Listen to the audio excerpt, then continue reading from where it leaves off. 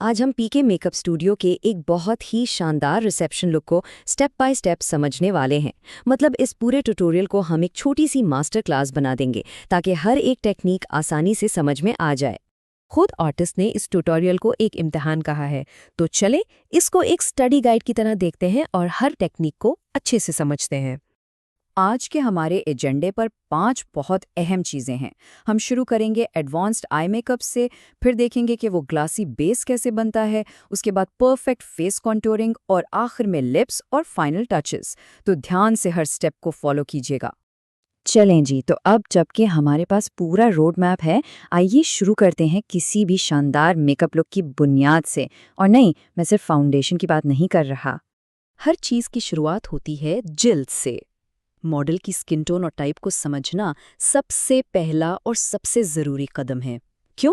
क्योंकि मॉइस्चराइज़र से लेकर फाउंडेशन तक हर एक प्रोडक्ट का इंतखाब इसी पर मुनहसर है। ये स्टेप छोड़ना बिल्कुल ऐसा ही है जैसे बगैर बुनियाद के घर बनाना। अच्छा, अब एक ऐसी प्रो टिप जो मेकअप करने का अंदाज ही बदल सकती है। आंखों का मेकअप हमेशा पहले करें। अक्सर लोग बेस से शुरू करते हैं, लेकिन इस टेक्निक से ये फ़ायदा होता है कि आई शैडो अगर झड़े भी तो आपका परफेक्ट फाउंडेशन ख़राब नहीं होता। ये एक छोटी सी तब्दीली है, लेकिन इससे फ़र्क बहुत बड़ा पड़ता है। जिस किसी को भी कभी एक शार्प विंग लाइनर बनाने में मुश्किल हुई हो ना, उसके लिए ये टेप वाली ट्रिक एक गेम चेंजर है। ये एक बिल्कुल परफेक्ट गाइड बनाती है जिससे हर बार एक साफ प्रोफेशनल लुक वाला कोना बनता है। यहाँ असल जादू होता है। आई शैडो को लेयर्स में लगाया जाता है, एक हल्के ट्रांजिशन शेड से शुरू करके, और फिर ये खूबसूरत चमकदार हरा रंग सेंटर स्टेज ले लेता है जो वाकई आंखों को पॉप करता है।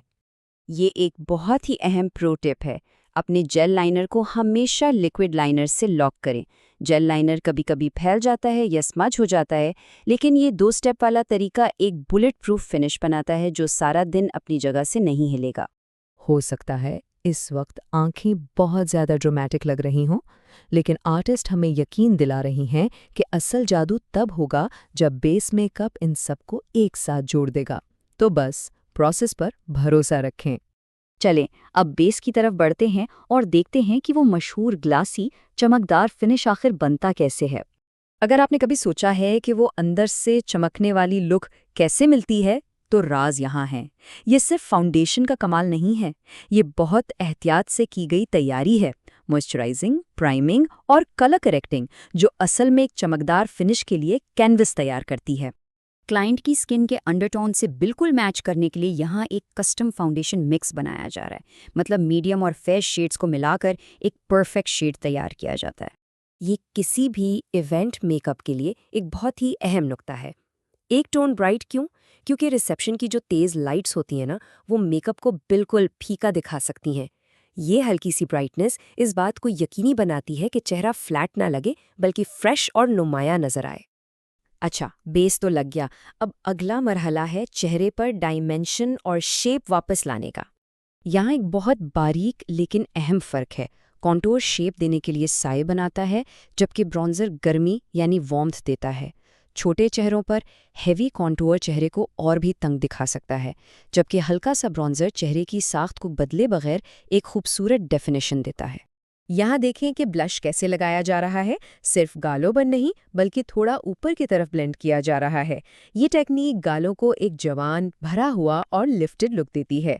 और फिर हर चीज़ को एक ट्रांसलूसेंट पाउडर से सेट किया जाता है ताकि लुक घंटों तक टिका रहे। मेकअप में एक बहुत आम गलती होती है भौंहों के लिए गलत रंग का इंतखाब। तो इस बारे में एक्सपर्ट क्या कहते हैं?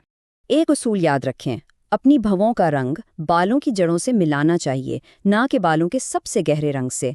खालिस काला रंग अक्सर बहुत सख्त और गैर फितरी लगता है, ख़ास तौर पर तेज़ रोशनी में।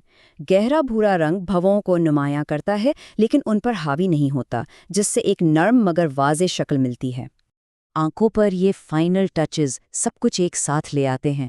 वाटरलाइन में सफ़ेद काजल फौरन आंखों को खोल देता है, जिससे वो बड़ी और ज़्यादा जागी हुई लगती हैं। और निचली लैश लाइन पर स्मज्ड लाइनर एक स्मोकी गहराई देता है, वो भी बगैर किसी सख्त लकीर के। और अब चलते हैं आखिरी मरहले की तरफ, जो अक्सर सबसे बड़ा इम्पैक्ट डालता है, यानी होंठ। आइए देखते हैं कि ये स्टेप पूरी लुक को कैसे मुकम्मल करता है। यहाँ आर्टिस्ट अपनी एक ज़ाती टेक्निक शेयर कर रहे हैं जिससे होंठ भरे हुए और पाउटी लगते हैं, जो आजकल बहुत ज़्यादा ट्रेंड में है। ये 3 स्टेप वाला तरीका बहुत सादा लेकिन नाकाबिले यकीन हद तक मौसर है।